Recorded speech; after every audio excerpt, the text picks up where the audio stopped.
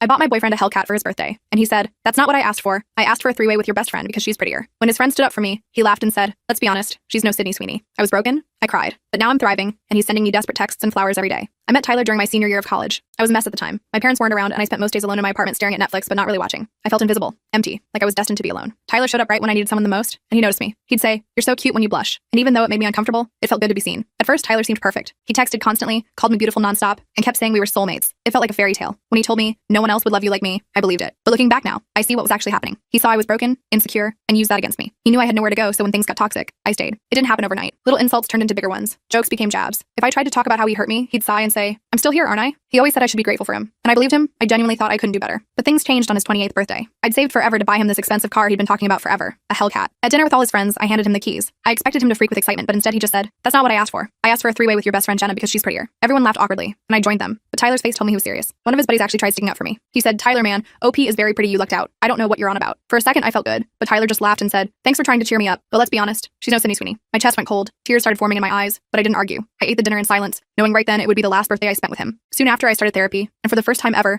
someone told me I deserved to be treated with kindness. That changed everything. It also ignited something in me, a desire for revenge. Revenge for the broken girl Tyler wrapped around his finger. And so I quietly started taking notes about him. Like when we took a weekend trip and he begged me to let him hook up with Jenna, saying, "What happened to girls supporting girls?" I noted it. When I finally talked to her about it, she shocked me. She broke down and confessed that Tyler made passes at her multiple times, and it turns out she wasn't the only one. The more we asked around, the more we heard disturbing stories about Tyler. Girls he'd tried to pressure back in college, friendships he'd ruined behind everyone's back. But I said nothing yet. I stayed quiet, biding my time. And part of that bidding was making Tyler's dream come true. One thing about Tyler is he loved being center of attention. His birthday was coming up, and a few months before it, he told me I had to plan a rooftop celebration for him, complete with catered food and expensive champagne. I remember smiling, nodding like a perfect girlfriend, and saying yes. As expected, he was thrilled. But what he didn't know is that he was about to learn one of life's lessons. Be careful what you wish for. On the day, over 70 people showed up. Family, friends, co-workers, exes he insisted were just friends. He even told them all he organized the party himself, and I just let him bask in it, at least until the toast. I stood next to Tyler for it, smiling wide as I could. "I have a surprise for everyone," I announced. "The surprise is under you." I gestured to these black gift bags placed under every seat. "Go ahead and open them." Everyone laughed, thinking it was some cute party favor. But the laughs faded pretty fast, because inside each bag was a printed document titled, "Things Tyler Says When He Thinks No One's Listening." Each page held stories,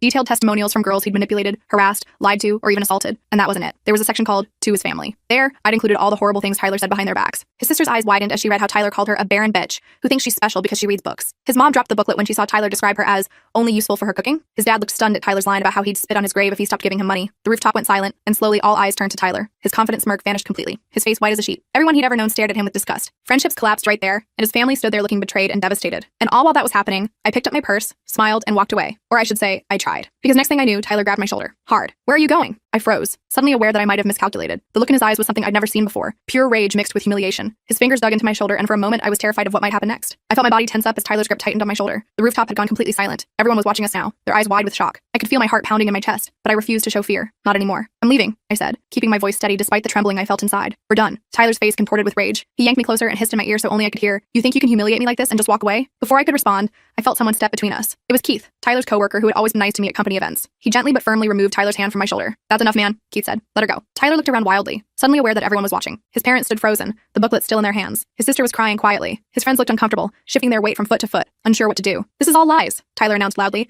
trying to regain control of the situation. "She's making this up because I was going to break up with her." No one said anything. The silence was deafening. I took advantage of the moment to slip away, hurrying toward the elevator. I heard footsteps behind me and tensed, thinking it was Tyler, but it was Jenna. She put her arm around me as we rode down together. "Holy shit," she whispered. "Are you okay?" I nodded, though I wasn't sure if that was true. The adrenaline was starting to wear off, and I was shaking. We made it to my car, and Jenna insisted on driving me home. I was too rattled to argue. When we got to my apartment, I realized I couldn't go inside. Tyler and I lived together. He had keys. I suddenly felt very stupid for not thinking this through better. "You can stay with me tonight," Jenna offered. "We'll figure out the rest tomorrow." I grabbed some essentials from the apartment while Jenna waited in the car, keeping watch. I was terrified Tyler would show up, but I managed to get in and out quickly. I took my laptop, some clothes, important documents, and a framed photo of my grandparents. Everything else could wait. That night at Jenna's place, my phone exploded with messages. Some were from mutual friends asking if I was okay. Others were from Tyler, alternating between rage and apologies. "You're dead to me," followed by, "Baby, please, I'm so sorry, I need you." I turned my phone off and tried to sleep on Jenna's couch, but my mind kept racing. The next morning, I woke up to knocking. Jenna was already up, peering through the peephole. "It's Tyler," she whispered. "He looks awful." My stomach dropped. "Don't answer it." "I wasn't planning to," she said, "but I'm calling the police if he doesn't leave soon." Tyler kept knocking for about 10 minutes, calling my name through the door. Eventually, we heard him slump against the wall outside. He started crying loudly, saying he was sorry and he'd change. It was the same cycle of abuse I'd seen so many times before, just more desperate now. After what felt like forever, he finally left. I peeked out the window and watched him drive away, his car swerving slightly. He was probably hammered. "We need a plan," Jenna said, making coffee. "You can't stay here forever, and you definitely can't go back to him." I nodded, feeling overwhelmed. I need to get my stuff from the apartment and find a new place to live, and probably get a restraining order. Jenna's boyfriend Marcus came over later that day to help us strategize.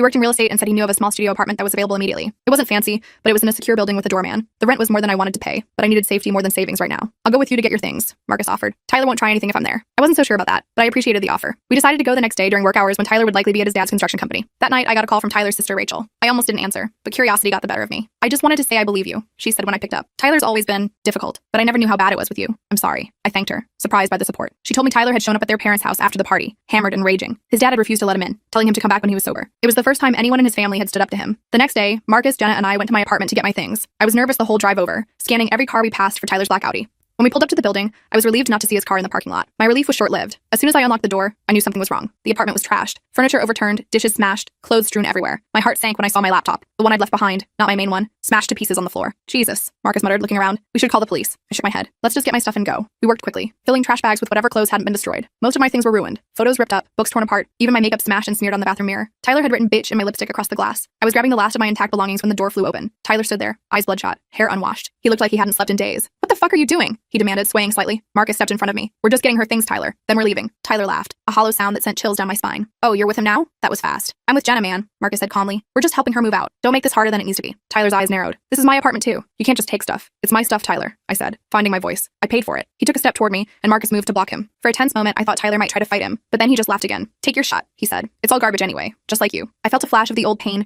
the familiar feeling of being worthless that Tyler had cultivated in me for years. But then I remembered what Dr. Winters had told me. His words only had power if I believed them. We're done here, I said, picking up the last bag. Goodbye, Tyler. As we walked out, Tyler called after me. This isn't over. You think you can humiliate me and just walk away? I made you. No one wanted you before me. I didn't look back. The new apartment was tiny but clean, with a security system and a doorman named Gavin who took his job very seriously. Marcus helped me set up some basic furniture. A bed, a desk, a small table with 2 chairs. Jenna brought over houseplants to brighten the space. It wasn't much, but it was mine, and Tyler couldn't get to me here. Or so I thought. The calls started that night. First from Tyler's number, which I blocked, then from unknown numbers. I blocked those too. Then the emails began, sometimes apologetic, sometimes threatening. I created a folder for them all, documenting everything in case I needed it later. A week after moving into my new place, I came home from work to find flowers outside my door. No card, but I knew they were from Tyler. I gave them to Gavin at the front desk, who promised to turn away any deliveries from Tyler in the future. How did he even find my address? I asked Jenna over the phone that night. I don't know, she said, sounding worried. Did you tell anyone at work? I hadn't, but I realized Tyler knew where I worked. He could have followed me home. The thought made me feel sick. The next day, I filed for a restraining order. The process was frustrating. The police officer who took my statement seemed bored, like he'd heard it all before. Has he physically hurt you? He asked, barely looking up from his computer. He grabbed me hard enough to leave bruises, I said, showing him the fading marks on my shoulder. And he destroyed all my belongings. The officer nodded, typing slowly. That's destruction of property, but it's a shared residence, so it gets complicated. And the grabbing. Well, without witnesses. I felt my frustration rising. There were witnesses at the party, dozens of them. He sighed. Look, I'll file the report, but these things take time. In the meantime, document everything. Change your routines. Be aware of your surroundings. I left feeling defeated. The temporary restraining order would take at least a week to process, and even then, it was just a piece of paper. If Tyler wanted to hurt me, a court order wouldn't physically stop him. That weekend, I met up with Dr. Winters for an emergency session. I told her everything that had happened since the party. I'm proud of you for leaving, she said. That takes enormous courage, but I'm concerned about your safety. She helped me create a safety plan, changing my routes to work, varying my schedule, always letting someone know where I was. She also suggested I join a support group for survivors of domestic abuse, but he never hit me, I said, feeling like an imposter. Abuse isn't just physical, she reminded me. What you experienced was emotional and psychological abuse. It's just as damaging, sometimes more so. I went to my first support group meeting the following Tuesday. It was in a community center downtown, in a small room with uncomfortable chairs arranged in a circle. I almost turned around and left, but a woman named Virginia smiled at me from across the room, and somehow that gave me the courage to stay. Listening to other women's stories was eye-opening. Some had experienced physical violence, others psychological torture, many both. But the patterns were the same. Isolation, control, degradation. For the first time, I didn't feel crazy or oversensitive. What Tyler had done to me was real abuse, and I wasn't alone. After the meeting, Virginia introduced herself properly. She was older than me, maybe in her 50s,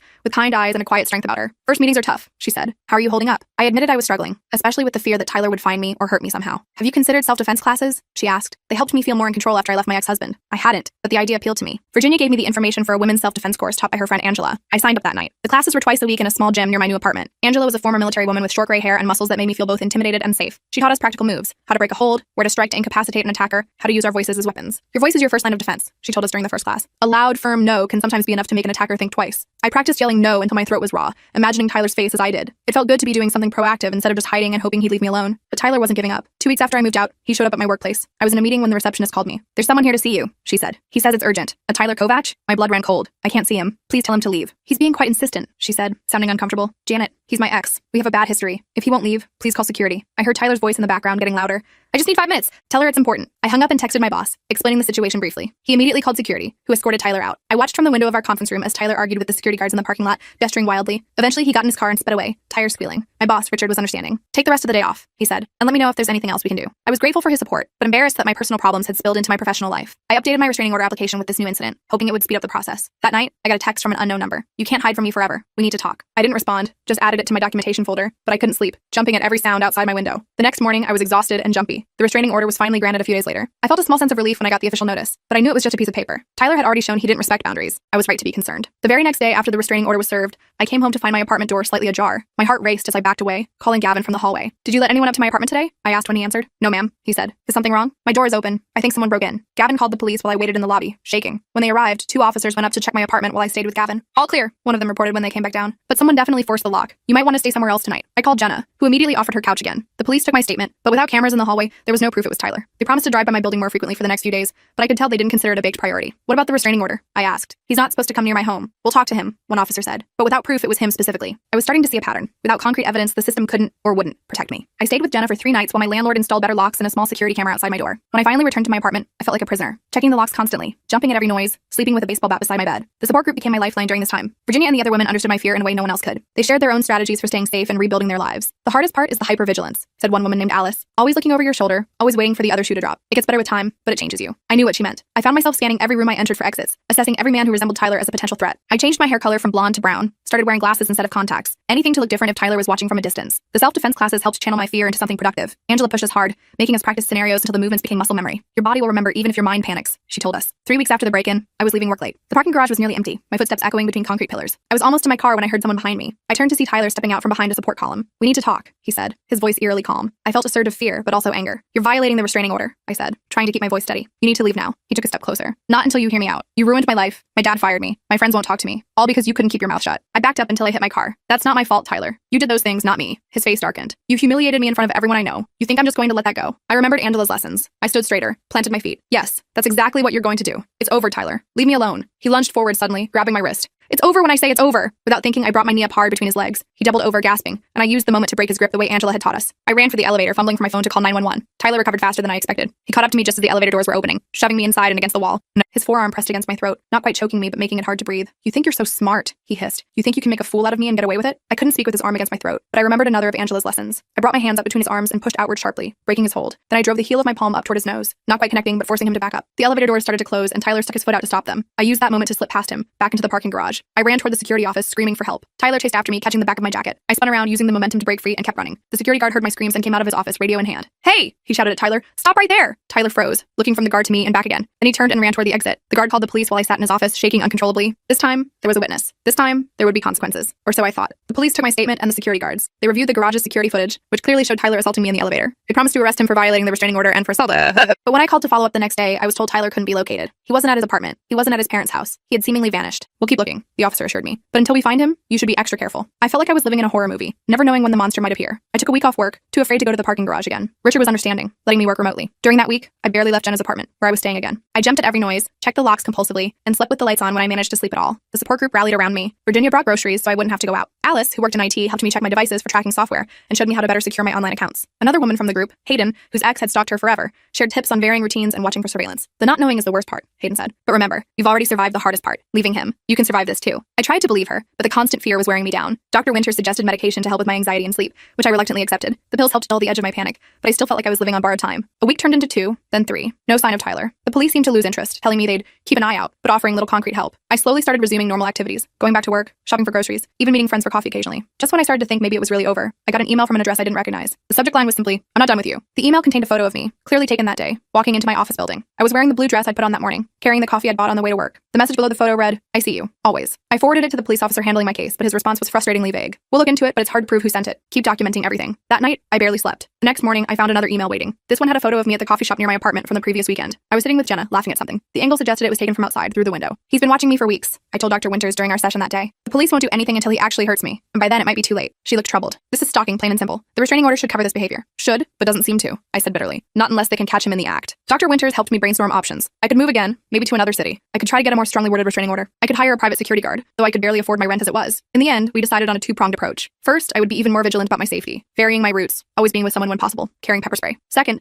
I would try to gather evidence that Tyler was the one stalking me, something concrete enough that the police would have to act. The second part was trickier. Alice suggested setting up a honeypot, deliberately creating a pattern that Tyler might observe, then watching to see if he took the bait. It was risky, but I was desperate. start. I started going to the same coffee shop every Tuesday and Thursday morning, sitting at the same table by the window. Jenna or Marcus would sit at another table, watching for anyone suspicious. We did this for 2 weeks with no sign of Tyler. Then, on the third Tuesday, Marcus texted me from his observation point across the street. Guy in blue hoodie, sunglasses, watching you from the bookstore. Looks like Tyler. My heart raced, but I forced myself to act normal, sipping my coffee and scrolling through my phone. Marcus kept updating me. The man in the hoodie had moved to a bench with a clear view of the coffee shop. He appeared to be taking photos with his phone. I texted the police officer who had been handling my case, Officer Reed. He responded quickly, saying he'd sent a patrol car. 10 minutes later, 2 officers approached the man on the bench. From inside the coffee shop, I watched as they talked to him. He showed them something on his phone, gesturing animatedly. Then, to my horror, the officers just nodded and walked away, leaving him there. I texted Officer Reed again. They just left him there. What's happening? His response made my blood boil. He says he's just a photography student taking urban shots for a class project. Without clear evidence he's targeting you specifically, there's not much we can do. I wanted to scream. The man was clearly Tyler. Marcus confirmed it. But with the hoodie and sunglasses, the officers who didn't know him personally couldn't be certain. And apparently, taking photos in a public place wasn't enough to constitute stalking, even with the threatening emails. That night, I got another email. Nice try with the cops. Better luck next time. I felt defeated. The system that was supposed to protect me was failing at every turn. Tyler was winning, forcing me to live in constant fear while he faced no consequences. The next day, I went to the support group feeling lower than I had in weeks. I told them about the failed attempt to catch Tyler. The police won't help, I said, fighting back tears. He's going to keep doing this until he gets bored or until he hurts me. Virginia put her hand on mine. Then we need to make him stop. How? I asked. I've tried everything legal. The women exchanged looks. Alice spoke first. Sometimes the legal system fails us. Sometimes we have to protect ourselves. What they proposed wasn't illegal exactly, but it definitely wasn't what the police would recommend. They suggested creating a trap for Tyler, not to hurt him, but to gather irrefutable evidence of his stalking and harassment. If the police won't help until they have proof, then we'll get them proof they can't ignore, Virginia said firmly. The plan was risky, but I was out of options. Tyler had taken so much from me already. My sense of safety, my peace of mind, my ability to trust. I refused to let him take my future too. Over the next week, we prepared carefully. Alice set up cameras in my apartment and helped me install special software on my phone to record calls automatically. Virginia and Angela taught me additional self-defense moves specifically for close-quarter situations. Hayden helped me create a detailed documentation system for every interaction with Tyler. Then we set the trap. I posted on social media, accounts I knew Tyler monitored, that I would be attending a friend's gallery opening alone on Friday night. In reality, the gallery was a small empty retail space that Marcus had access to through his real estate connections. We set it up to look like an art show, with Virginia, Alice, and Hayden posing as attendees. The space had multiple exits and was fitted with hidden cameras. Angela would be watching from a van outside, ready to intervene if things went wrong. The plan was to get Tyler on camera violating the restraining order and making threats, evidence the police couldn't ignore. Friday came, and I felt sick with nerves as I got ready. I wore a wire under my dress, another layer of protection and evidence gathering. As I drove to the fake gallery, I kept checking my rearview mirror, half expecting to see Tyler's car following me. The opening was set to start at 7 p.m. By 7:30, several people were there. The support group women, Marcus, Jenna, and a few friends who'd agreed to help. The atmosphere was tense despite our attempts at normal conversation. At 7:45, my phone buzzed with a text from Angela in the van. Blue Audi just parked across the street. It's him. I took a deep breath and positioned myself near the front of the gallery, looking at a painting as if absorbed in it. The door opened, and I felt the air change before I even turned around. Tyler had arrived. He looked different, thinner, with dark circles under his eyes and several days' worth of stubble. He was wearing the same blue hoodie from the coffee shop incident. His eyes locked on me immediately. Fancy meeting you here, he said, his voice carrying in the suddenly quiet space. I turned to face him, forcing myself to stand tall. You need to leave, Tyler. You're violating the restraining order. He laughed,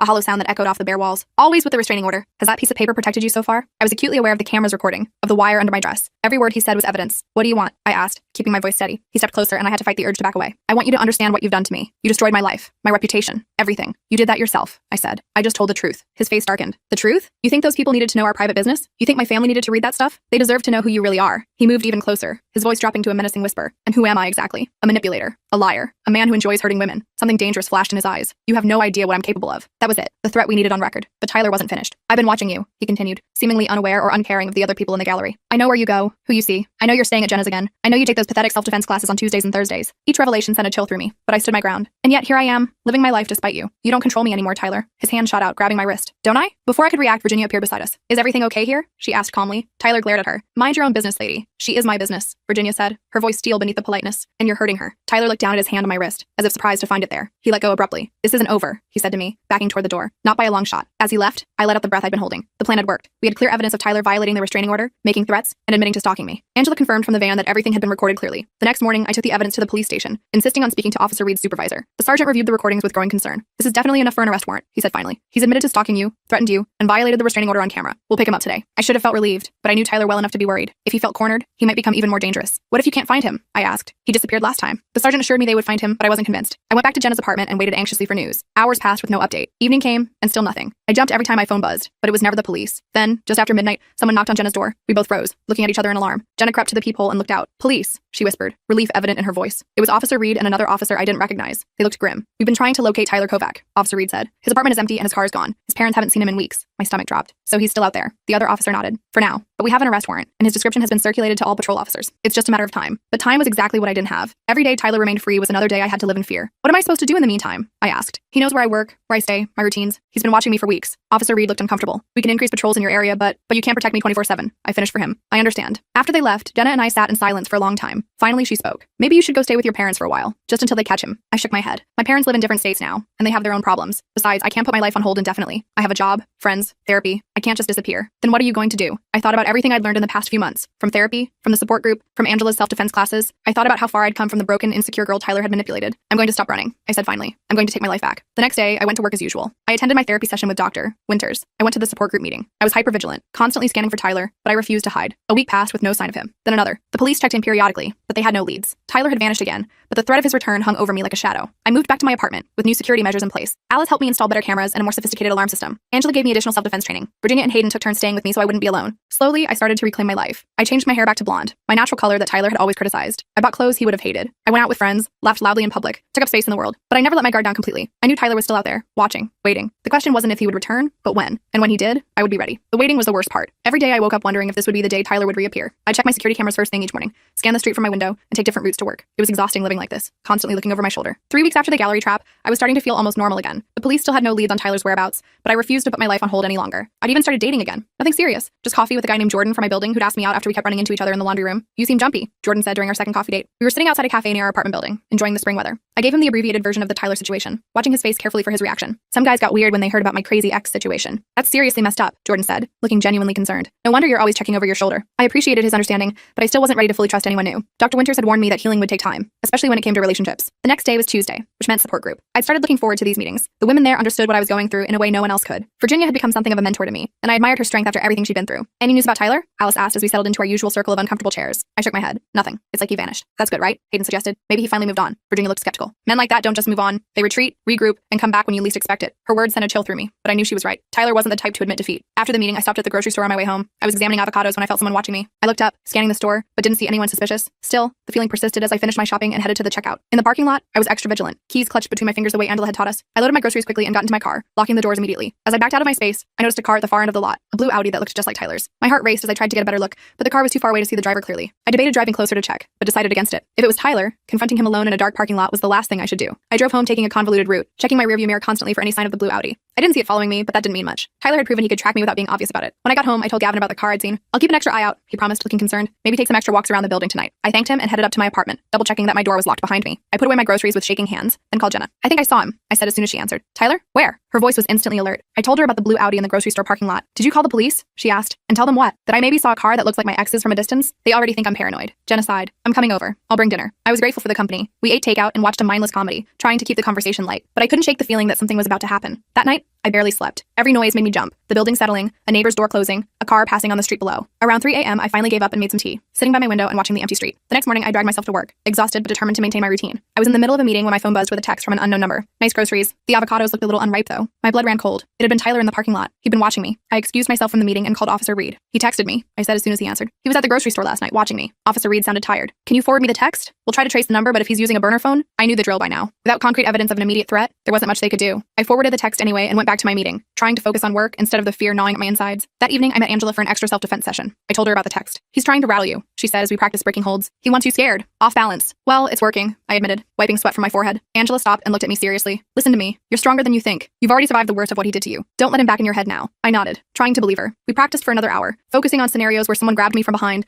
or cornered me in a confined space. By the end, I felt physically drained but mentally stronger. The next few days passed without incident. No more texts, no sightings of the blue Audi. I started to wonder if Tyler was just toying with me, popping up occasionally to remind me he was still out there. Then Friday came. I was working late, finishing a presentation for Monday. The office was nearly empty, just me and a couple of people from the IT department working on the other side of the building. Around 8 p.m., I decided to call it a night. The parking garage was dimly lit and eerily quiet. I walked quickly to my car, keys ready, constantly looking around. I was almost there when I heard footsteps behind me. I spun around, heart pounding, but saw no one. Hello? I called out, my voice echoing between concrete pillars. No answer. I hurried to my car, unlocked it with shaking hands, and got in, immediately locking the doors again. As I started the engine, my headlights illuminated a figure standing about 20 feet away. Tyler. He was thinner than before. His clothes rumpled like he'd been sleeping in them, but his eyes were the same, cold and calculating as he stared at me through the windshield. I put the car in reverse, ready to get out of there, but Tyler stepped forward holding up his phone. He typed something, and a second later my phone buzzed with a text. We need to talk. One conversation and I'll leave you alone forever. I knew better than to believe him, but I also knew he wouldn't stop until he got what he wanted. And right now, he was blocking my exit. I texted back, I'm calling the police. He responded immediately. Go ahead. I'll be gone before they arrive. Then you'll never know when I might show up again. He had a point. The police had been trying to find him for weeks with no success. If he disappeared again, I'd be back to dumping at shadows. I made a decision. I texted, fine. fine. One conversation, in public. Tomorrow at noon, the coffee shop on Main Street. Tyler smiled as he read my text, then nodded and backed away, disappearing between parked cars. I sat there for a few minutes, breathing hard, before I felt safe enough to drive away. As soon as I got home, I called Virginia. He wants to meet, I told her. Tomorrow at noon. Absolutely not, she said immediately. It's too dangerous. I'll be in public in broad daylight, and I'm tired of living like this, Virginia. Maybe if I hear him out, he'll finally leave me alone. Virginia was quiet for a moment. You're not going alone, she said finally. I'm coming with you, and so is Angela. I agreed, relieved to have backup. We made a plan. Virginia would sit at a nearby table pretending to read. Angela would be outside, watching through the window. Both would record everything. That night, I couldn't sleep again, my mind racing with all the things Tyler might say or do. Would he apologize? Threaten me? Try to convince me to take him back? None of the scenarios I imagined ended well. The next morning, I dressed carefully. Jeans and a sweater,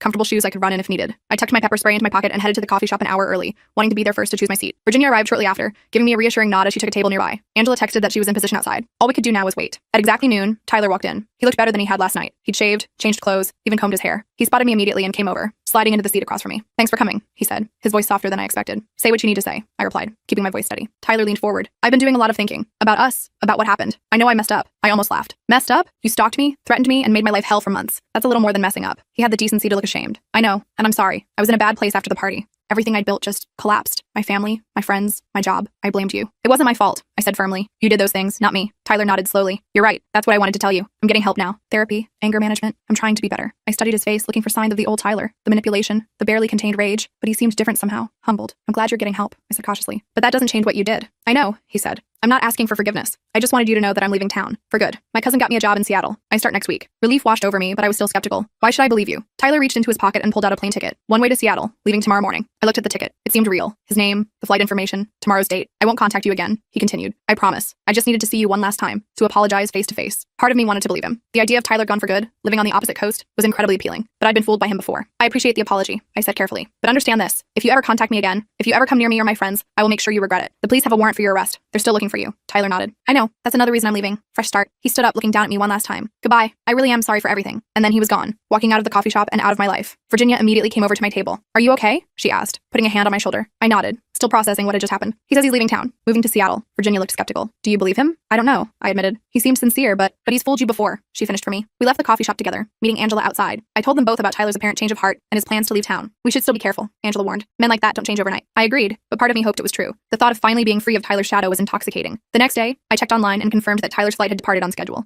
I allowed myself a small measure of hope. Maybe it really was over. A week passed with no sign of Tyler. Then another. I slowly started to relax, to believe that he might actually be gone for good. I stopped checking my security cameras obsessively. I went out with friends without constantly looking over my shoulder. I even went on another date with Jordan, actually enjoying myself this time. 1 month after our coffee shop meeting, I received a letter with a Seattle postmark. My hands trembled as I opened it, fearing what might be inside. But it was just a short note. I'm keeping my promise. I hope you're happy. Goodbye for real this time. T. Enclosed was a receipt for a year's worth of sessions with a therapist in Seattle. Proof he was really there, really trying to change. I showed the letter to Dr. Winters during our next session. Do you think people can change that dramatically? I asked her. She considered the question carefully. It's possible, with the right motivation and professional help. But whether Tyler has changed or not isn't really the point. The point is that you have. She was right. The person I was now, stronger, more confident, unwilling to accept mistreatment, was nothing like the broken girl Tyler had manipulated all those years ago. I had changed, and that was what mattered. 6 months later, there was still no sign of Tyler. The police eventually closed his case, though they kept the warrant active just in case. I moved to a new apartment, not out of fear, but because I wanted a fresh start in a place that had no memories of him. The support group remained an important part of my life, but now I was often the one offering advice to newcomers, sharing my story to help others find their strength. Virginia and I became close friends, meeting for coffee weekly outside of group. Angela convinced me to help her teach self-defense classes to college students. Sometimes I still catch myself scanning rooms for exits or checking my rearview mirror more than necessary. Old habits die hard, but those moments are becoming rarer. Most days, I don't think about Tyler at all. I don't know if he really changed, if he's still in Seattle, or if I'll ever hear from him again. But I do know this. I'm no longer afraid of him. Whatever happens, I can handle it. I survived Tyler at his worst. I survived the aftermath. And in the process, I found a strength I never knew I had. That's the thing about toxic relationships. They can break you down to nothing, make you forget who you are. But if you're lucky enough to escape, to find people who truly care about you, you can rebuild yourself into someone stronger than before. I'm not the same person Tyler met in that coffee shop years ago. I'm not even the same person who planned that rooftop revenge. I'm someone new, someone who knows her worth and won't settle for less than she deserves. And that, more than anything else, is my real victory.